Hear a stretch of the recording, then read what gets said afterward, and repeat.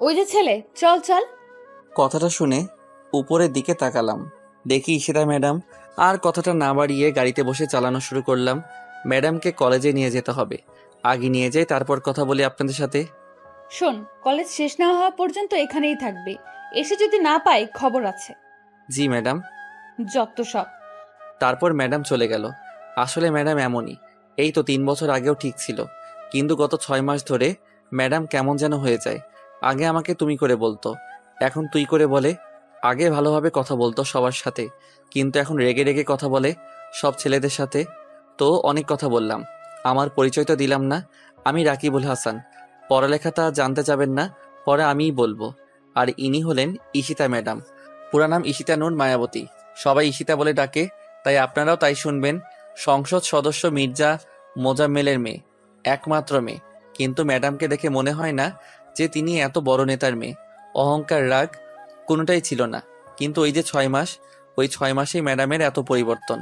ম্যাডামের ছুটি হয়ে গিয়েছে, ম্যাডাম একা একা আসছে। গত 6 মাস ধরে ম্যাডামের মুখে হাসি দেখছি না। তা কেন আমি জানি না, আর জানার চেষ্টাও করিনি। নেতার মেয়ে কখন কি করবে কে জানে, তাই কিছুই বলি না। ম্যাডাম এসেই ওই গাড়ির গেট খুল, বাসায় যেতে হবে। আমি প্রতি উত্তরে কিছু না বলে গাড়ির দরজা খুলে দিলাম। ম্যাডাম বসার পরে দরজা লাগিয়ে আমি ড্রাইভিং করতে লাগলাম। গন্তব্য বাসা। বাসায় এসে পড়েছি। গাড়িটা থামানোর পরে দেখি ম্যাডাম ঘুমিয়ে গিয়েছে। ম্যাডামকে কয়েকবার ডাকলাম কিন্তু উঠলো না। তারপর আমি গাড়ি থেকে নেমে ম্যাডামের দরজার কাছে গিয়ে ডাকলাম, কিন্তু ম্যাডাম উঠছে না। তাই দরজা খুলে ম্যাডামকে ধাক্কা দিলাম। ম্যাডাম, বাসায় এসে পড়েছি। মেয়ে দেখলেই গায়ে ধরতে ইচ্ছে করে না? হুম, তোরা ছেলেরা সব এক, লুচ্চা এক একটা। এই বলে আমাকে ধাক্কা দিয়ে বের হয়ে চলে গেল। আমি শুধু অবাক হয়ে তাকিয়ে রইলাম। কি করলাম আমি? আমাকে শুধু শুধু মারলো। ম্যাডামই তো উঠতেছিল না, তাই তো ম্যাডামকে ডাকলাম, আর ম্যাডাম আমাকে মেরে দিল। আজ আমি গরিব বলে আমাকে মারলো। আমি আর কিছু ভাবলাম না। গাড়িটা ঠিক জায়গায় রেখে আমি গেলাম চাচার কাছে। আর চাচাকে বুঝলেন না তো? চাচা মানে মির্জা মোজাম্মেল। সবাই তাকে বাঘের মতো ভয় পায়, কিন্তু কেন পায় তা জানি না। চাচা কত কিউট আর সুন্দর মানুষ, তাকে ভয় পাওয়া অসম্ভব। তিনি তো আমাকে রাস্তা থেকে তুলে নিয়ে এসে এখানে আশ্রয় দিল, আর আমাকে অগাধ বিশ্বাস করে বলে আমাকে তার বাসায় থাকতে বলেছে। ঘরে তার মেয়েও আছে, কিন্তু তবুও তিনি আমাকে থাকতে দিয়েছেন। আমাকে তার সাথে তার টেবিলে বসে খেতে দেন। শুধু আমি না, বাড়ির সব চাকর না, অন্যান্যরাও। আসলেই মানুষটা অনেক ভালো। এইসব কথা ভাবতে ভাবতেই চাচার ঘরে চলে আসলাম। চাচার ঘরে নক করতেই চাচা বলল ভিতরে যেতে। আমি ভিতরে ঢুকলাম। তারপর আসসালামু আলাইকুম চাচা। ওয়ালাইকুম সালাম। তো কেমন আছিস? সারাদিন দেখলাম না যে। ম্যাডামকে নিয়ে ওনার কলেজে গিয়েছিলাম। তোকে না বলেছি ঈশিতাকে নাম ধরে ডাকতে? না, মানে চুপ থাক, ওকে নাম ধরে ডাকবি, ভুলে যাস না তুইও আমার ছেলে, আর ওর থেকে তোর যোগ্যতা বেশি। উঠে দাঁড়িয়ে আমার কাঁধে হাত রেখে বলল। আমার চোখ থেকে এক ফোঁটা পানি পড়ল। শক্ত করে চাচাকে জড়িয়ে ধরে কেঁদে দিলাম। চাচা আমার পিঠে থাপ্পড় দিয়ে বলল, আরে বেটা, কাঁদিস কেন? তুমি খুব ভালো চাচা, খুব ভালো। বাবা মা যদি বেঁচে থাকতো। পুরনো কথা ভুলে যা, নতুনকে সাথে নিয়ে শুরু কর। জি চাচা। আচ্ছা যা। রাত 11টায় ছাদে গেলাম। আজ ছাদে উঠতেই আমি অবাক, কারণ ছাদে একটা ছায়ামূর্তি। এত রাতে তো কেউ ছাদে আসে না। কে তাহলে এটা? আমি ছায়ামূর্তির পিছনে গিয়ে দাঁড়ালাম। আমি বললাম, কে আপনি? আমার কণ্ঠস্বর শুনে ছায়ামূর্তিটা ধরফর করে উঠল। সাথে যে চোখটা মুছে নিল তা আমার নজর এড়ায়নি। ছায়ামূর্তি আমার দিকে ঘুরতেই আমি অবাক, কারণ এটা ঈশিতা ম্যাডাম, থুক্কু ঈশিতা। আমাকে দেখে বলল, তুই এখানে কেন? না মানে এমনি। এমনি হলেই আসতে হবে নাকি? যা তাড়াতাড়ি নিচে চলে যা। জি। তারপর নিচে চলে আসলাম। কিন্তু ঈশিতা কাঁদতেছিল কেন? কারণটা কি? কেননা কোনো কিছু হয়ে কোনো না কোনো কিছু হয়েছেই, আর তাই ঈশিতার মনে প্রচণ্ড আঘাতে এনেছে। আর তাই ঈশিতা চুপ করে আছে। না, আমাকে জানতেই হবে ঘাবড়াটা কোথায়। এইসব ভাবতে ভাবতেই আমার ঘরে চলে এলাম। তারপর আর কিছু না ভেবে ঘুমোতে গেলাম। সকালে আবার এক জায়গায় যেতে হবে। সেটা সকালেই বলি কেমন? সকাল 9টা। এই আলসের বাচ্চা, সকাল কয়টা বাজে বের হবি না? জি জি, যাব। চল তাহলে। জি চলুন। তারপর আমি গাড়ি নিয়ে বের হয়ে গেলাম। কোথায় যাবেন তা আমাকে বলতে হলো না, কারণ ম্যাডাম তার প্রতি ছুটির দিন যান সেই জায়গায়। আসলে সেই জায়গাটা হলো একটা বাড়িতে। আমি জানি না কেন তবে আসেন। আর যখন বের হন তখন চুল ঠিক থাকে না। আর তখন ম্যাডামের চেহারা দেখলে মনে হয় সে খুব ক্লান্ত, খুব কষ্ট করে এসেছে। চলে আসলাম। ম্যাডাম বের হয়ে চলে গেলেন। আমি বাহিরে বসে আবার সেই ভাবনায় ভাবতে লাগলাম, ম্যাডাম কেন আসেন এই জায়গায়? 5 মাস ধরে নিয়মিত আসছেন। ভাবছেন কিভাবে বললাম? আসলে আমি হিসেব করে রাখছি দিনগুলো। 3 ঘন্টা পর দেখলাম ম্যাডাম বের হলেন, আজও সেই একই ভঙ্গিতে, কিন্তু আজ যেন একটু বেশি ক্লান্ত। আজ একেবারে হাঁটতে পারছে না। আমি বুঝতে পারছি না কিছু। ম্যাডাম গাড়িতে এসে সোজা বসলেন, তারপর বললেন, তাড়াতাড়ি বাসায় চল, খুব খারাপ লাগছে। জি। আমি আর কথা না বলে গাড়ি চালাতে শুরু করলাম। গাড়ি চালাচ্ছি, লুকিং গ্লাসে ম্যাডামের দিকে তাকিয়ে দেখি ম্যাডাম ঘুমিয়ে পড়েছে। ম্যাডামের চেহারায় ক্লান্তি, ভয়, ঘৃণা সব এক হয়েছে। কিন্তু কেন? সেই কেনয়ের উত্তর এখন না খুঁজে গাড়ি চালানোতে মনোযোগ দিলাম। বাসায় এসে পড়েছি। ম্যাডামকে ডাকলাম, কিন্তু ম্যাডাম উঠছে না। কিন্তু গায়ে হাত দিলে তো থাপ্পড় খেতে হবে। দূর, যা হবার তা হবে। আগে ডেকে নেই। ম্যাডাম, ও ম্যাডাম, উঠুন, বাসায় চলে এসেছি তো। ম্যাডাম নড়ে উঠল, তারপর হালকা হালকা ভাবে চোখটা খুলল। আমার দেখে মনে হচ্ছিল চোখ দুটো খুলতেও খুব কষ্ট হচ্ছিল। অনেক কষ্টে বলল, আমাকে কোলে করে নিয়ে আমাকে একটু আমার ঘরে দিয়ে, আজ আমার শরীর খারাপ লাগছে, প্লিজ।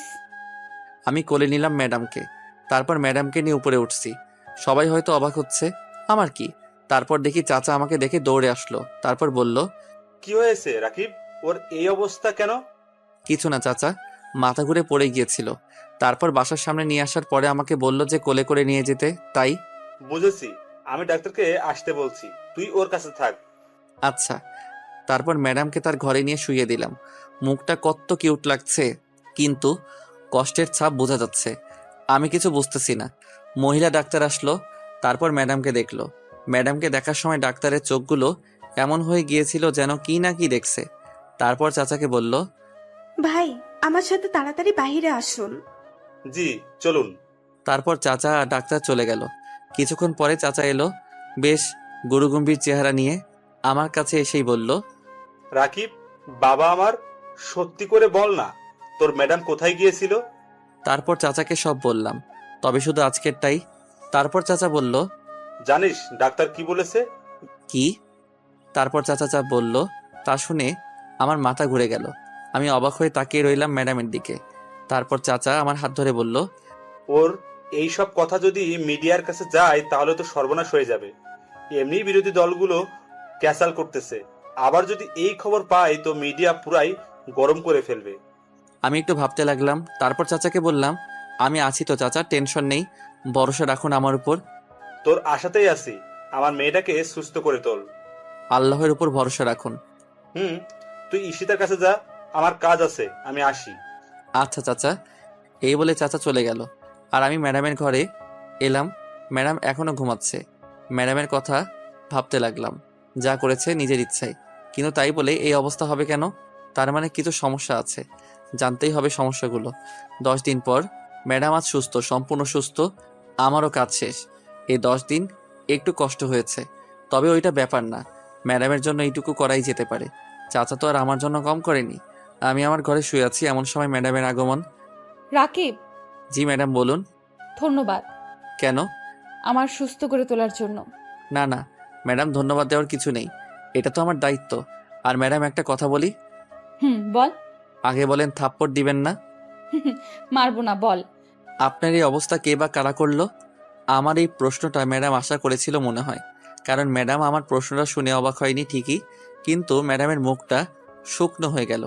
তারপর ম্যাডাম বলল, তার আগে বল, আমার একটা ভালো বন্ধু হবা? করুণার দৃষ্টিতে বলল ম্যাডাম। জি ম্যাডাম।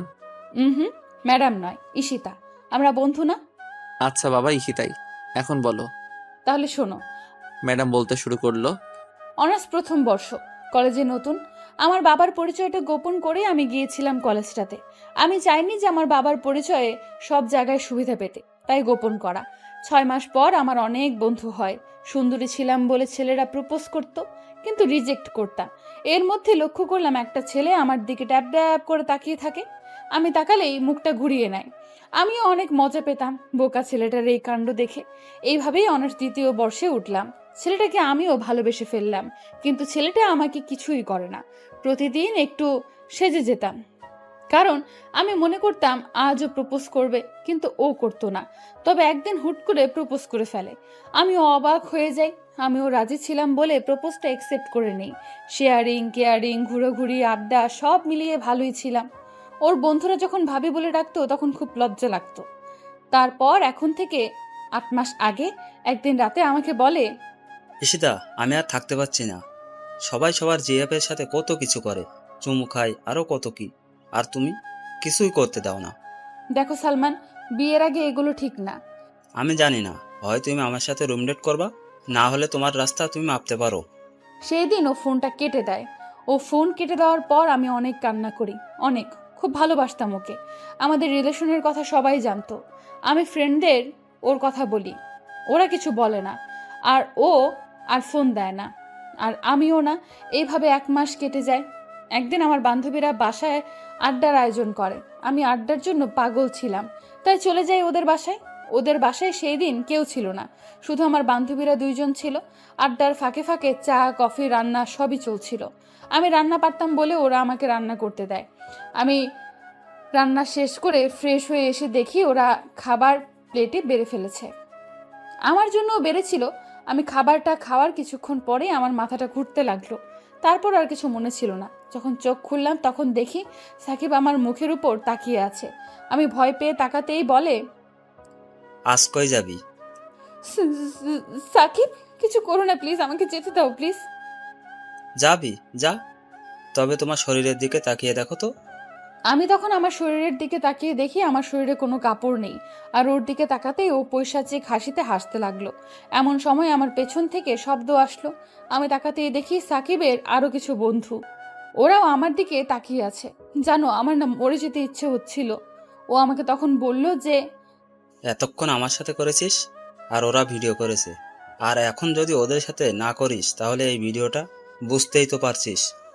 তারপর থেকে আজ 6 মাস ধরে এই ভিডিও এর ভয় দেখিয়ে ওর কত বন্ধুদের যে নিয়ে এসেছে তার হিসাব নেই।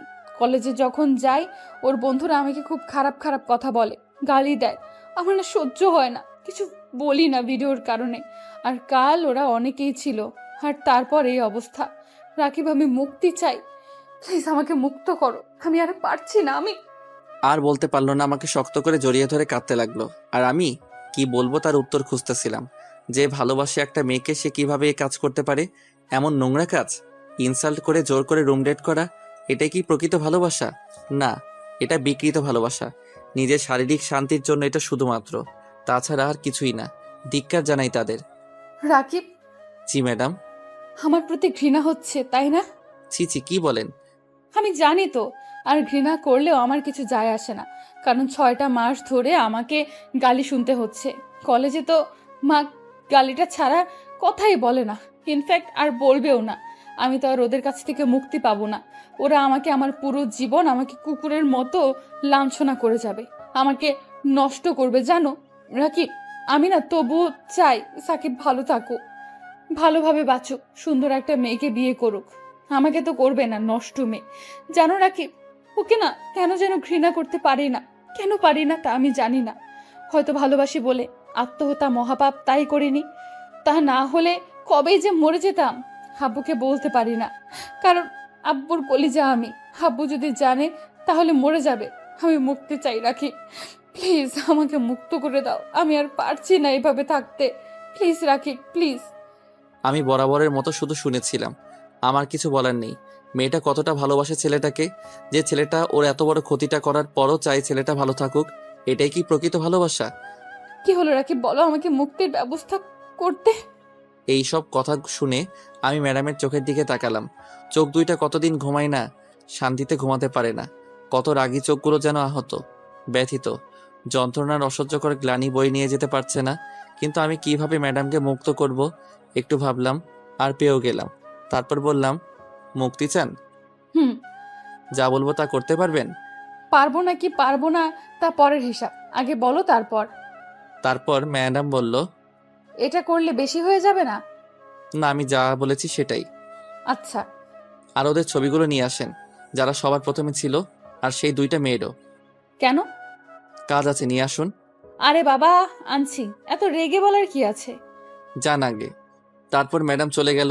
আমি ভাবতে লাগলাম কি করব আর চাচাকে বলবো, কারণ যেই কাজটা করব তাতে চাচার সাহায্য লাগবে। একটু পর ম্যাডাম এসে ছবিগুলো দিয়ে গেল।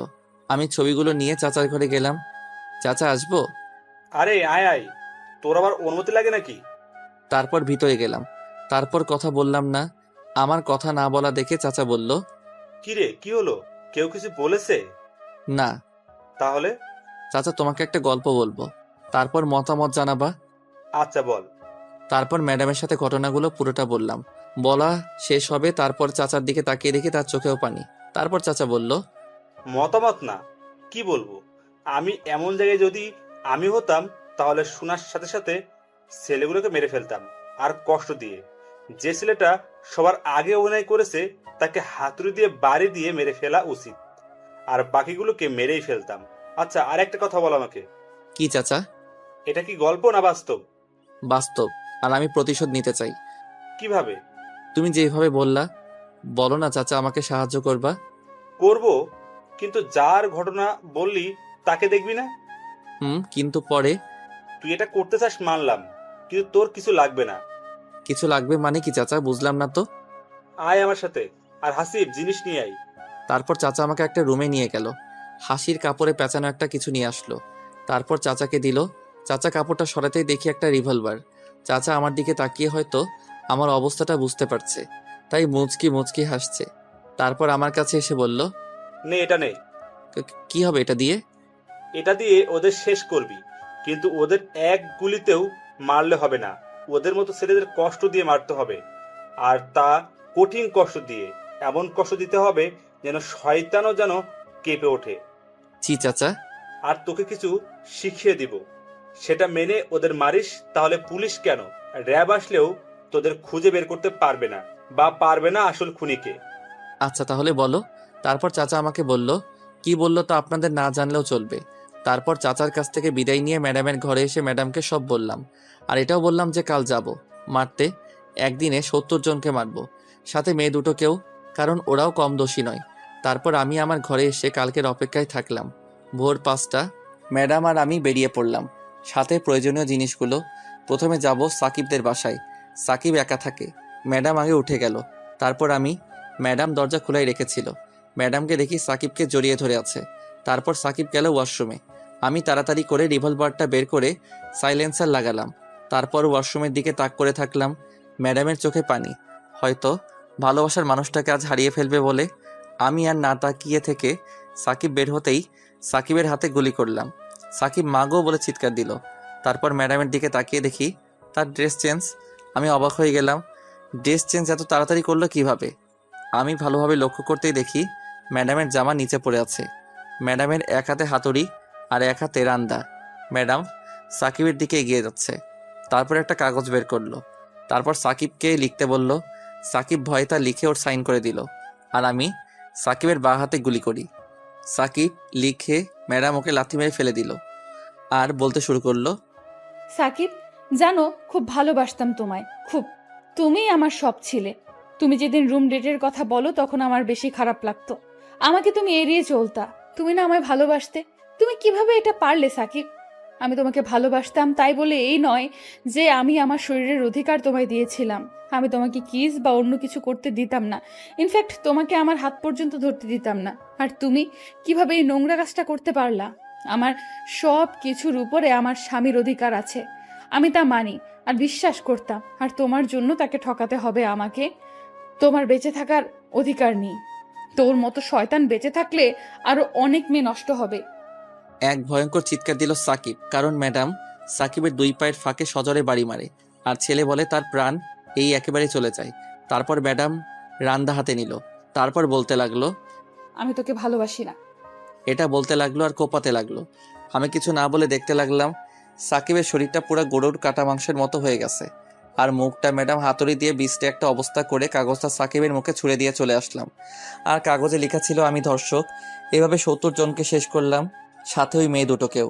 মেয়ে দুটোকে আরও কষ্ট দিয়ে মেরেছে ম্যাডাম। আর ভিডিওগুলো উদ্ধার করে বাসায় ফিরছি। ম্যাডাম আমাকে জড়িয়ে ধরে আছে আর কান্না করছে। আমি কান্নার কারণটা বুঝতে পারছি, তাই কিছু বলছি না।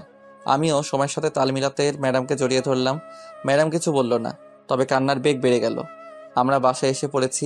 ম্যাডাম কোনো কথা না বলে দৌড়ে বাড়ির ভিতরে চলে গেল।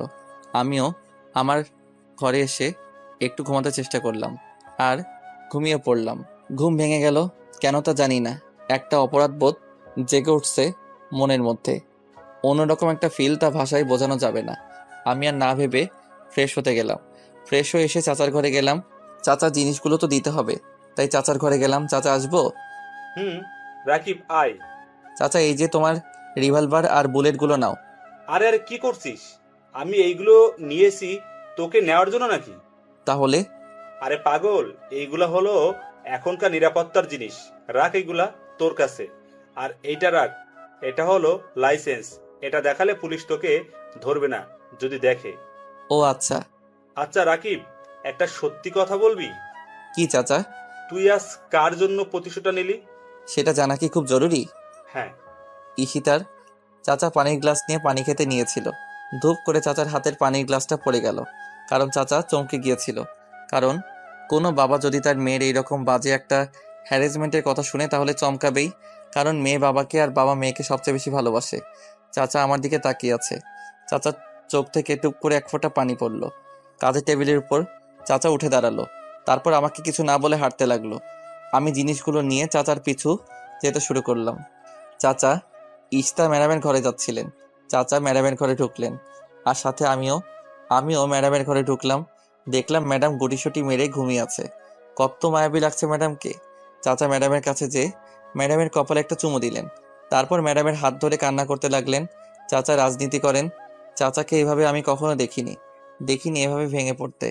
চাচা এভাবে কান্না করছে আর ম্যাডাম জাগছে না। আমার খুব চিন্তা হচ্ছে। ম্যাডামের পাশে তাকিয়ে দেখি ঘুমের ওষুধ। তার মানে ম্যাডাম ওষুধ খেয়ে ঘুমিয়েছেন, সহজে উঠবেন না। চাচা আমাকে ডাক দিল। রাকিব, জি চাচা। তুই আমাকে আগে কেন বলিসনি বাপ? তাহলে আমিই যেতাম খুন করতে। এমন নোংরা কাজ আমার মেয়েকে দিয়ে করিয়েছে, আর তুই আমাকে বলিসনি কেন? ঈশিতা ম্যাডাম বলতে নিষেধ করেছিল তাই করিনি। আমার দুইটা কথা রাখবি। বলো চাচা।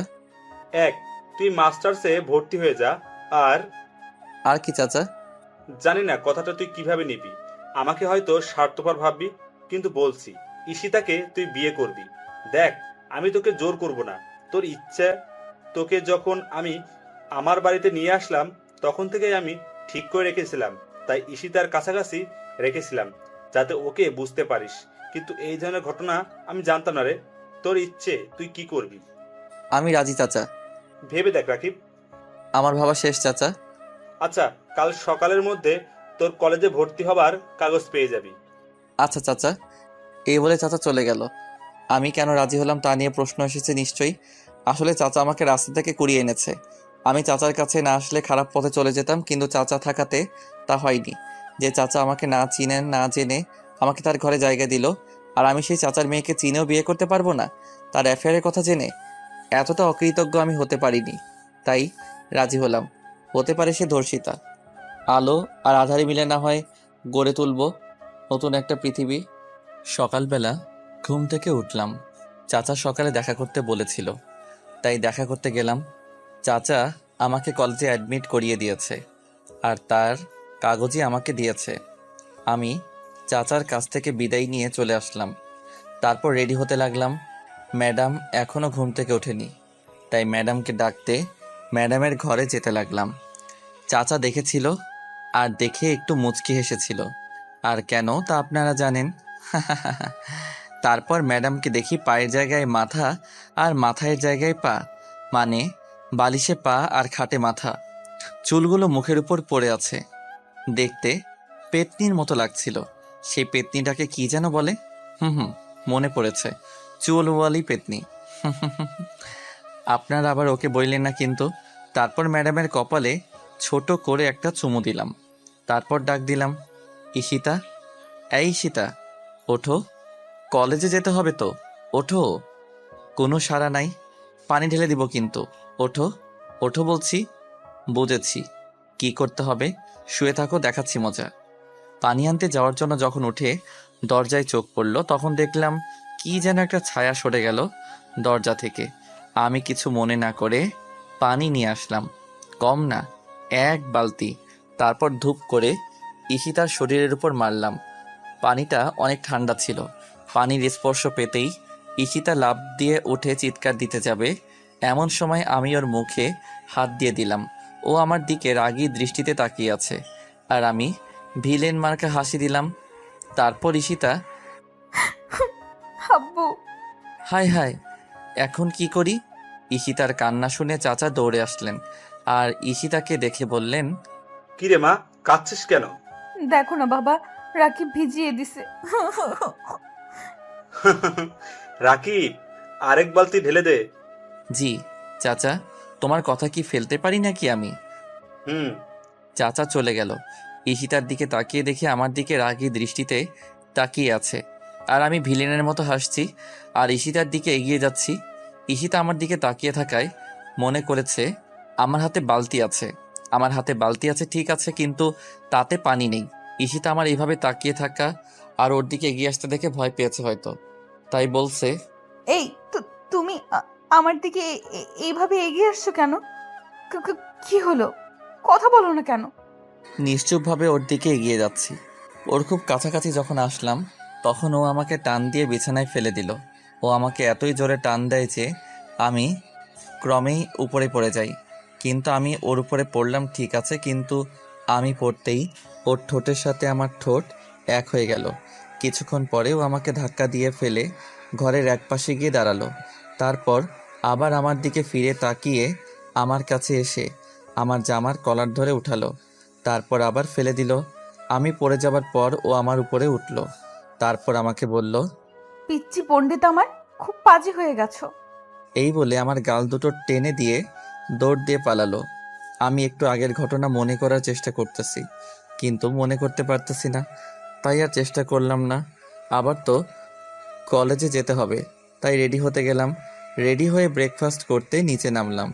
চাচা খবর দেখছে, আমিও গেলাম নাস্তা করতে। চাচা আমাকে দেখে বসতে বলল, আমি বসলাম।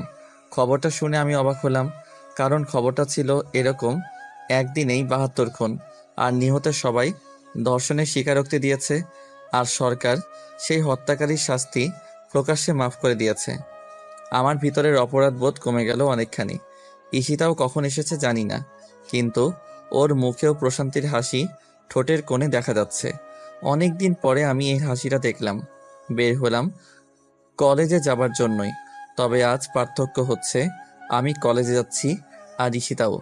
আজ ঈশিতার ড্রাইভার না, বন্ধু হয়ে কলেজে গেলাম। চাচা আগেই বলে দিয়েছিল ক্লাস কোথায় পাবো, আমি ঢুকবো এমন সময় ঈশিতা বলল, তুমি তোমার ক্লাস তো তুমি চিনো না, চলো আমি নিয়ে যাচ্ছি। আমি আমার কথা শেষ হবার আগে ঈশিতা বলল, চুপ, একদম চুপ, চলো আমার সাথে। মুখে হাত দিয়ে দাঁড়িয়ে রইলাম। এই তো গুড বয়। তারপর ঈশিতা আমার হাত ধরে ক্লাসে নিয়ে গেল। ক্লাসের সবাই অবাক, আর হবেই বা না কেন, সেমিস্টারে 6 মাস পরে কলেজে গিয়েছি, তার কি হবে। পরে ঈশিতাকে বিদায় দিয়ে ক্লাসে ঢুকলাম। ক্লাসে স্যার আসলো, তখন আমাকে দেখে বলল দাঁড়াতে। আমি দাঁড়ালাম। পরে আমাকে বলল, আমার প্রিয় ছাত্রছাত্রীরা, এই হলো তোমাদের নতুন বন্ধু রাকিবুল হাসান। তোমরা ওকে রাকিব বলে ডাকবা। হাই। তারপর ক্লাসের পর ক্লাস শেষ হয়ে গেল। কলেজ ছুটি হবার পরে ক্লাস থেকে বের হতে যাব, এমন সময় পিছন থেকে একটা মেয়ে আমাকে ডাক দিল। এই যে রাকিব, শুনছো? জি বলুন। আমরা কি পরিচিত হতে পারি? জি, আমি রাকিব। আমি রাইসা, আমরা তো ক্লাসমেট। তুমি করে বলি? আপনি বলতে পারেন, কিন্তু আমি তুমি করে বলতে পারবো না। কেন? এমনি। ও, আমরা কি বন্ধু হতে পারি? ঠিক আছে, এখন বাই। ওকে, ধন্যবাদ, বাই। রাইসাকে বাই দিয়ে আমি পিছনে তাকাতেই দেখি ঈশিতা এক দৃষ্টিতে তাকিয়ে আছে। আমি ঈশিতার কাছে আসতেই ঈশিতা বলল, উনি কে রাকিব? আমার বন্ধু, আমার সাথে ওনার মাত্র বন্ধুত্ব হলো। ও, চলো বাসায় যাওয়া যাক। অবশ্যই। তারপর ঈশিতা আর আমি বাসায় চলে আসলাম। বাসায় এসে খেয়ে একটু ঘুমালাম। তারপর ঘুম থেকে উঠে গল্প লিখতে শুরু করলাম। গল্প লিখে পোস্ট করে ঘর থেকে বের হলাম ঈশিতার ঘরে যাবার জন্য। ঈশিতার ঘরে যেয়ে নক করলাম। ঈশিতা ভিতর থেকেই বলল, আসো রাকিব। তারপর আমি ভিতরে গেলাম। ভিতরে গিয়ে ঈশিতার দিকে তাকাতেই আমি ভয় পেয়ে গেলাম। ঈশিতার চোখ লাল হয়ে আছে, চোখের কোণে পানি চিকচিক করছে। ঈশিতা ওর দিকে এইভাবে তাকিয়ে থাকা দেখে আমাকে বলল, কিছু বলবা রাকিব? আমি এগিয়ে গিয়ে খাটের সামনে চেয়ার নিয়ে বসলাম। তারপর ঈশিতাকে বললাম, কি হয়েছে তোমার? ক- ক- কই কিছু না তো, আমার কিছু হয়নি তো। আর আমার কি হবে? ঈশিতা, মিথ্যা বলছো তুমি আমার সাথে। আমরা না ফ্রেন্ড? তুমি কষ্ট পেয়ে কান্না করছো, আর যার জন্য কান্না করছো তার কারণটা জানবার অধিকারও কি নেই আমার? না না, তুমি যা ভাবছো তা না। আসলে আমার না সাকিবের কথা খুব মনে পড়ছে, খুব মিস করছি। রাকিব, ওকে না খুব ভালোবাসি, খুব। জানো, কাল রাতে স্বপ্নে না ওকে দেখেছিলাম। কলেজে যেদিন ওকে প্রথম দেখি সেদিনের মতো একই হাসি, একই লোক, বোকা বোকা আর টমেটোর মতো কিউট গালগুলো নিয়ে হাসি খুশি একটা ছেলে। কিন্তু আর বলতে পারলো না, কেঁদে দিল। আমি কি বলবো তাই ভাবছি। ওকে সমবেদনা দেওয়ার মতো ভাষা আমার নেই। ওর হাতটা শক্ত করে ধরলাম, তারপর ওর চোখের পানি মুছে দিলাম। ও আমাকে শক্ত করে জড়িয়ে ধরে কান্না করতে লাগলো। কিছুক্ষণ যাবার পর ঈশিতা বলল, রাকিব, আমার একটা কথা রাখবা? বলো। এইভাবে আমার একটা ভালো বন্ধু হয়ে সারা জীবন থাকবা?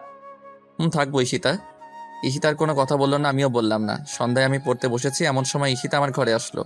আমি ঈশিতাকে দেখে বললাম, কিছু বলবা? হুম, বলো।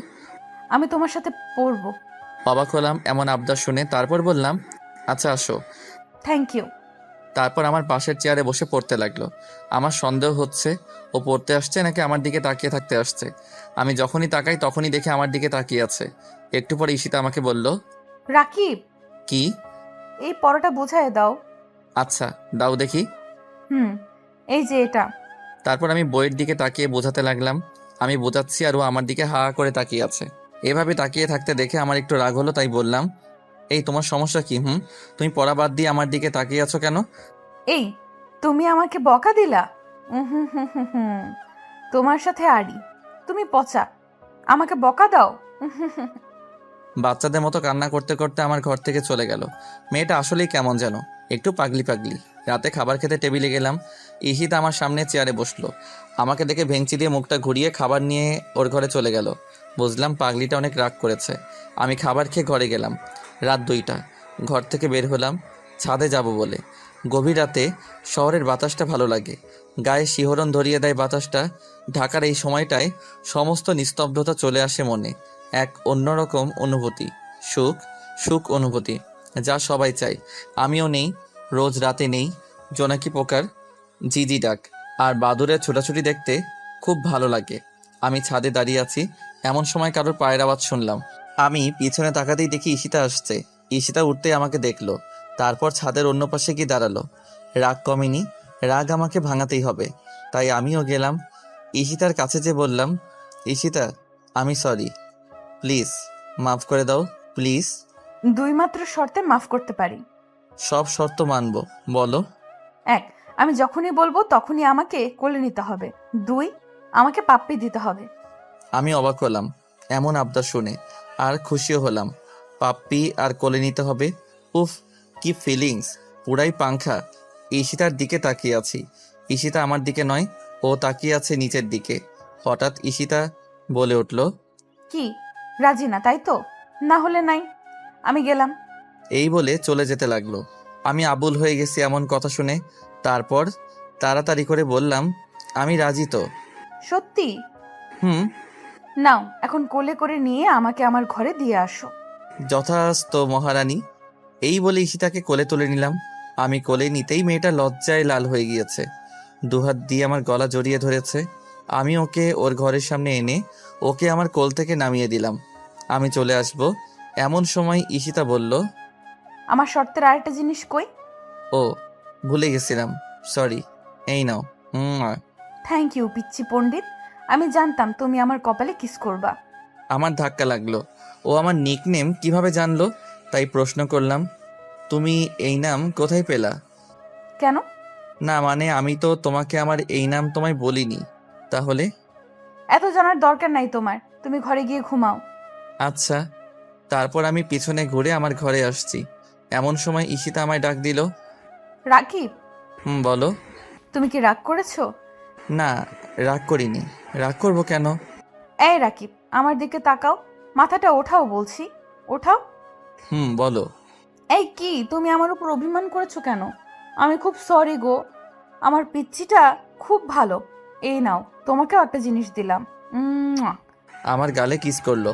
আমি শক্ট হয়ে গেলাম। হঠাৎ করে এমন হওয়ায় আমার সারা শরীর কাঁপতে লাগলো। আমি ঈশিতার দিকে হা করে তাকিয়ে আছি। আমার এমনভাবে তাকানো দেখে ঈশিতা বলল, এই পোলা, হা করে তাকিয়ে না থেকে ঘুমাতে যাও। আচ্ছা। তারপর আমি আর কিছু না ভেবে ঘুমাতে গেলাম। এটা সেটা ভাবতে ভাবতে ঘুমিয়ে গেলাম। সকালে আমি ঘুম থেকে উঠলাম। তারপর নামাজ পড়ে ব্রেকফাস্ট করতে গেলাম। চাচাও আছে। চাচার সাথে কিছু কথা আছে, তাই বললাম, চাচা, আমি আলাদা থাকতে চাই। মাথা নিচু করে বললাম, কি? চাচা, আমি নিজেই নিজের খরচ চালাতে চাই। তুই কি মনে করছিস আমি তোকে আমার নিজের ছেলে মনে করি না? তোকে কি আমি বোঝা মনে করি? না, মানে তা না। আমি নিজে এখন থেকে চেষ্টা করি, দেখি কি করতে পারি। তোর ইচ্ছা, কিন্তু আমাদের ভুলে যাস না বাবা। কি যে বলো না চাচা, যেই দিন তোমাদের ভুলে যাব সেদিন আমিও আর এই পৃথিবীতে থাকবো না। এইসব কথা বলিস না। আর দোয়া করি তুই তোর আশা অনুযায়ী তুই যেন সাফল্য পাস। ধন্যবাদ চাচা। এই বলে চাচা নাস্তা না করে চোখ মুছতে মুছতে চলে গেল। হয়তো বেশি ভালোবাসে বলে আমার চলে যাওয়াটা মেনে নিতে পারছে না। কি জানি কেন কান্না করছে চাচা, কিন্তু আমার বাবা মায়ের পরে হলো আমার চাচা। খুব খুব খুব ভালোবাসি চাচাকে। না গেলে হয় না রাকিব। আমি চলে যাব ঈশিতাকে। এটা যখন বলতে এসেছি তখন ঈশিতা এই কথা বলল। তারপর আমি বললাম, প্লিজ তুমি না করো না। আচ্ছা যাও, তবে প্লিজ আমি কিন্তু মাঝে মাঝে যাব, তখন কিন্তু রাগ করতে পারবা না। আচ্ছা বাবা, যেও। আমি এখন আসি। আচ্ছা, খোদা হাফেজ। খোদা হাফেজ। চলে আসবো এমন সময় ঈশিতা বলল, রাকিব শোনো। বলো। আমার সামনে এসে আমাকে খুব শক্ত করে জড়িয়ে ধরলো আর বলতে লাগলো, খুব খুব খুব মিস করব তোমায় রাকিব। আমিও মিস করব তোমায়। আমার চোখ থেকে পানি পড়লো কয়েক ফোঁটা। তারপর ঈশিতাকে ছাড়িয়ে নিয়ে আমি বের হয়ে গেলাম আমার গন্তব্যস্থানে। ও আপনাদের তো বলিনি আমি কোথায় যাচ্ছি। আসলে আমি অনেক দিন ধরেই চাকরির চেষ্টা করছিলাম, আর আল্লাহর রহমতে চাকরিটা পেয়ে যাই। আর তারপর বাসা ভাড়া নিয়ে নেই। আর বাকিটা তো আপনারা জানেনই। ও, আমার বেতন 30,000 টাকা। আর মাস্টার্স শেষ করলে আরও বাড়তে পারে। আপনাদের সাথে কথা বলতে বলতে আমি আমার বাসায় চলে এসেছি। তারপর প্রয়োজনীয় জিনিসগুলো কিনতে গেলাম। সব কিনে বাসায় আসলাম। আর টাকা পেলাম কোথায় তা জানতে চান তো? আসলে অফিস থেকে 1 মাসের বেতন আগে দিয়ে দেয়, আর তা দিয়েই এইগুলো কিনলাম। ও, অনেক কথা হলো। এবার রান্না করতে হবে। আসার সময় মুরগি আর চাল কিনে নিয়ে এসেছিলাম। আর আমি রান্না পারি, তাই আর কোনো সমস্যা নেই। রান্না করলাম, গোসল করলাম, তারপর খাবার খেতে বসলাম। খাবারের 1 লোকমা মুখে দিতেই চাচার কথা আর ঈশিতার কথা মনে পড়ে গেল। কত কথা হতো খাবার সময়। সাথে যারা কাজ করতো তারাও খেত। দেখে মনে হতো পুরোটাই যেন একটা পরিবার। খুব মিস করছি চাচাকে, খুব। আর ঈশিতা, আমি তো খাবার খাচ্ছিলাম, ঘড়ির দিকে তাকালাম। ঘড়ি দেখে আমি অবাক হয়ে গেলাম, কারণ আমি খেতে বসেছিলাম 3টায় আর এখন বাজে 4:30। অবাক হয়ে গেলাম। আমি এত সময় ভাবতাম, আবারও ফোনের শব্দ পেলাম। ফোনের স্ক্রিনে তাকিয়ে দেখি ঈশিতার ফোন, তাই তাড়াতাড়ি করে ফোনটা ধরলাম। ফোন ধরতে ঈশিতা বলল, এই কুত্তা, বিড়াল, ছাগল, হারামি, পচা ছেলে, তোরে কতগুলো ফোন দিছি, তুই ধরস নাই কেন? জানিস কত চিন্তা হয়েছে আমার? না মানে। চুপ, একদম চুপ, একটা কথা বলবা না।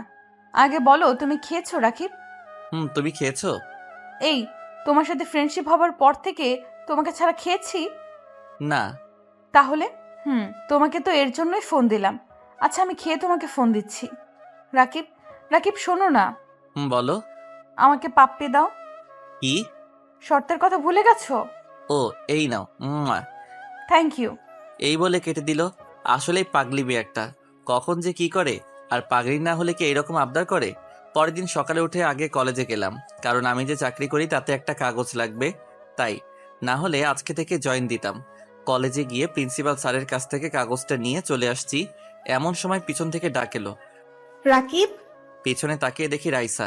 আমি রাইসার দিকে এগিয়ে গেলাম। রাইসা আমাকে বলল, কাল কলেজে আসোনি কেন? বাসা চেঞ্জ করেছি তো তাই। হঠাৎ বাসা চেঞ্জ করেছো কেন? চাকরির জন্য, চাকরি পেয়েছি তো তাই। তাই? হুম। ট্রিট কোথায়? চলেন তাহলে। না থাক, পরে নেওয়া যাবে। আচ্ছা, তোমার সাথে কিছু কথা ছিল, একটু শুনবা? বলো। আমার সাথে সারা জীবন ফ্রেন্ডশিপ রাখবা?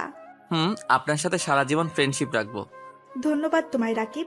আর আসল কথা হলো, আমার বিয়ে আগামী মাসের 12 তারিখে। তুমি কিন্তু অবশ্যই আসবা, না করতে পারবা না। ও, খুব ভালো কথা। আমি আসার জন্য চেষ্টা করব। চেষ্টা না, তোমাকে আসতেই হবে, আর সাথে তোমার বউকেও। আমি টাসকি খেলাম রাইসার কথা শুনে। ও আবার জানলো কিভাবে আমার বউ আছে, আর বউ আসলো কোথা থেকে? আমি তো বিয়ে করিনি। তাহলে এত কথা ভাবার চেয়ে রাইসাকে জিজ্ঞাসা করলেই তো হয়। তাই রাইসাকে জিজ্ঞাসা করলাম, আমার বউ মানে? মানে হলো ঈশিতার সাথে তোমার বিয়ে ঠিক হয়ে আছে। তো তুমি জানলা কিভাবে? আমি জানবো না তো কে জানবে? ঈশিতা আমার আপন চাচাতো বোন। আমি এতদিন বিদেশে ছিলাম, এই বছরই আসলাম। তারপর ঈশিতার আব্বু আমাকে বলল তোমার কথা কয়েকদিন আগে বলেছে, আর ৭০ জনের কি অবস্থা করেছো তা আমি জানি।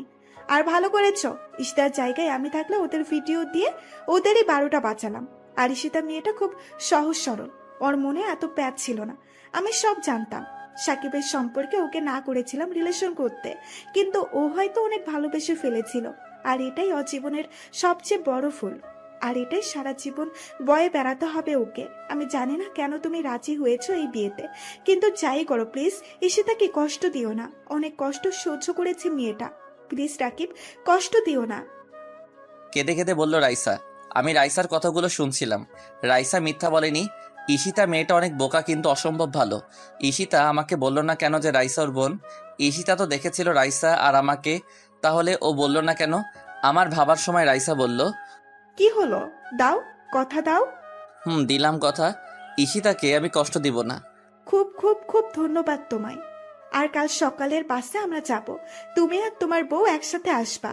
আর কয়টার সময় আসবা তা আমিই বলে দিব। এখন যাই, আল্লাহ হাফেজ। আল্লাহ হাফেজ। দুপুর ৩টা ২০। কফি বানিয়ে নিয়ে বারান্দায় আসলাম। ব্যস্ত নগরীর রাস্তাঘাট একটু শান্ত লাগছে।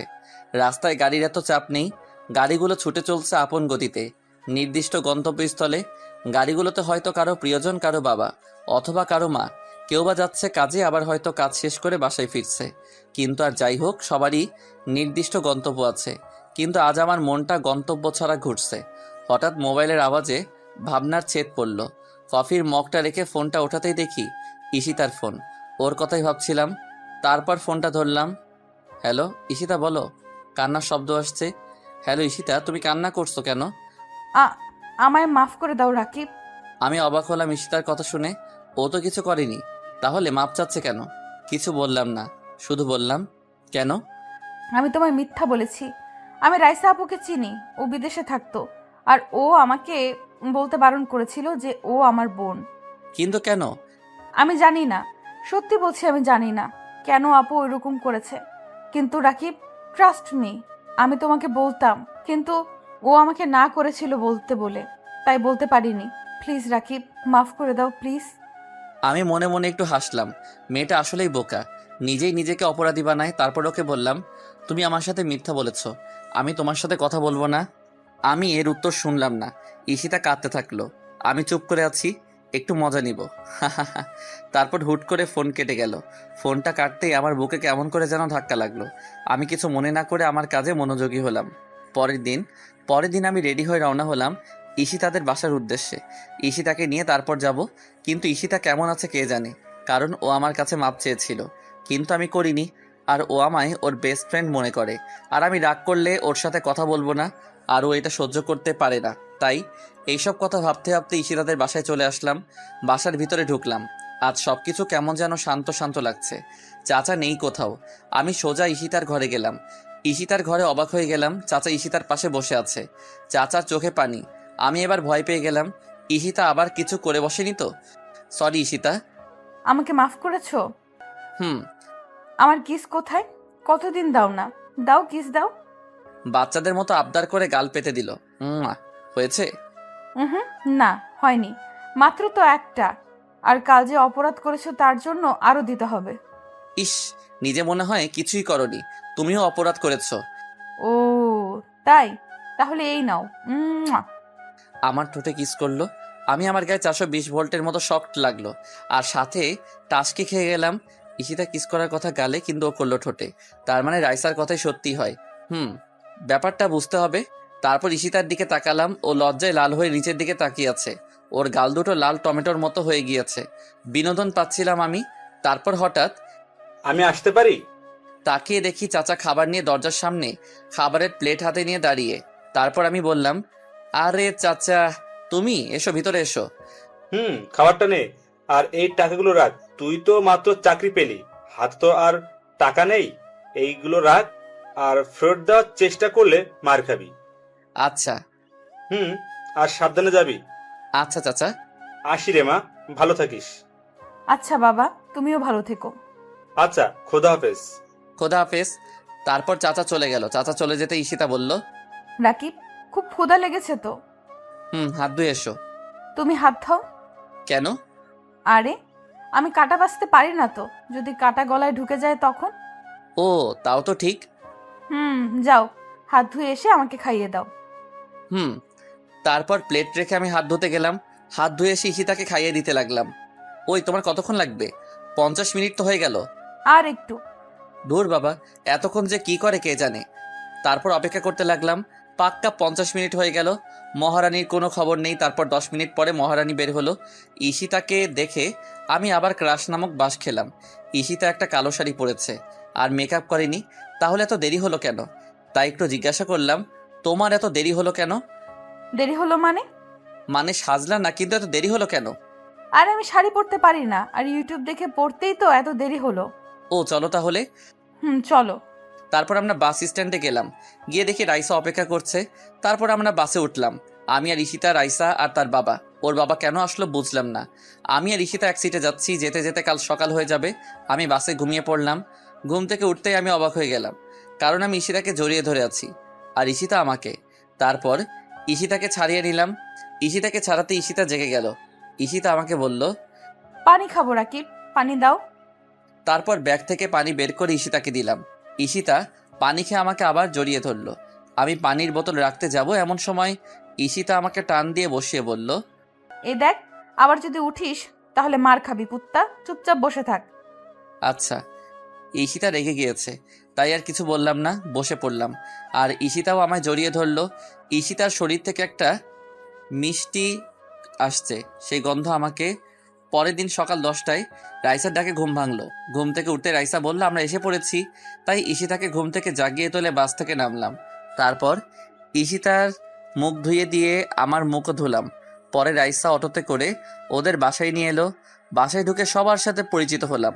তারপর রাইসা আমাকে আর ঈশিতাকে পাশাপাশি আলাদা রুম দেখিয়ে দিল। তারপর ঘরে এসে ফ্রেশ হয়ে নিলাম। পরে একটা ঘুম দিলাম। তারপর হঠাৎ পানির ছিটা আমার মুখে পড়ায় আমার ঘুম ভেঙে গেল। তারপর তাকাতেই আমি অবাক হয়ে গেলাম।